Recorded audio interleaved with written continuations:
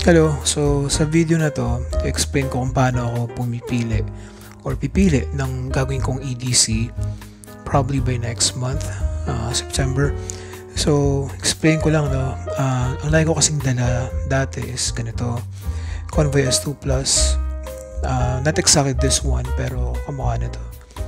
And gusto ko to kasi siya, naka 18650, tapos 1,800 lumens, hindi ka mabibitin sa sa runtime. Kaso ang challenge ko sa ganito, medyo nabibigatan na ako. Like isang gadra ng belt bag. So siya, parang feeling ko medyo mabigat na siya. So ano pa yung ginawa ko, no? So naghanap ako ng ibang pwede kong gawing EDC. EDC is everyday carry, yung pala meaning nun.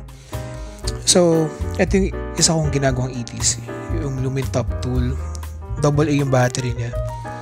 Maganda to, magaan, tapos sobrang lakas, nasa mga 650 lumens. Kaso ang challenge ko dito is yung battery capacity niya or yung runtime na tinatawag.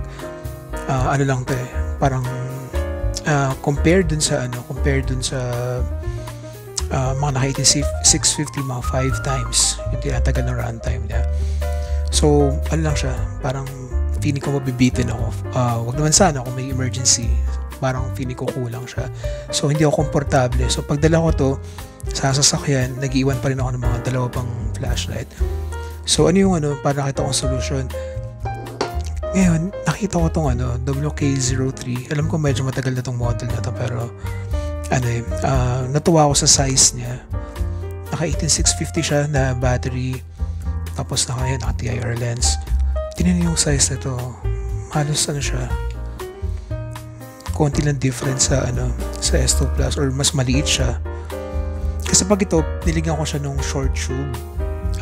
Maliit naman talaga, pero yung runtime nga, mabilis siya ma-lobat.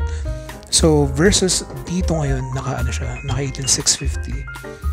Ito, so tingnan niyo, pag pinagtabi ko siya dito sa Lumen Top Tool, parang konti lang yung difference niya. Ayan diba? Medyo mabigat nga lang siya ng konti kasi ito AA lang battery, ito 18650. Ayan. Pero parang parang cute niya, no? Ang liit-liit lang niya. So yung next na na parang feedback ko dito, hindi ako masyado fan ng naka side switch, kasi pag may dala kang let's say firearm, ganun, medyo hassle pag dito mo pipindutin, unlike pag naka tilt switch. Yan, so for context, ito pala yung EDC ko pala, ito lang kong dala. So medyo malaki siya compared sa mga regular na flashlight dito. And yun nga, nabibigatan na ako dito sa Surefire ko. So wala lang, parang gusto kong magpalit naman. So ayun, try natin by September. Ito muna natin, gawin kong everyday carry. Workhorse WK03. Diba? O kaya try natin to, pero ito yung next na review natin. Clarus G15. Ito naman 21700, pero tinaming size. Diba? Pero susunod na to.